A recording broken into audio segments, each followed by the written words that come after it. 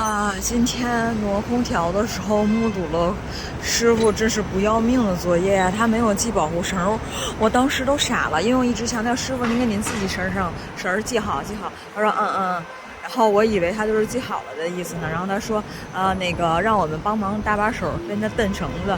我想着我一个女生，然后那个。老油条也是个女生，然后我们两个女的当一个男的使的，就是那样子拽这个绳子，很死命拽。但是我们基本上不是说帮他运那个空调上升有什么力气，只是那个帮忙，就说让这绳子不掉下去的那种。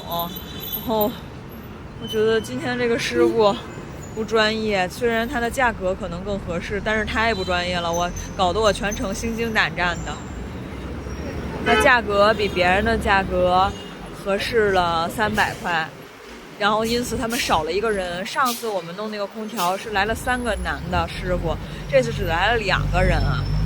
然后得亏我和老油条2个女生在边上搭把手，要不然他都搞不定。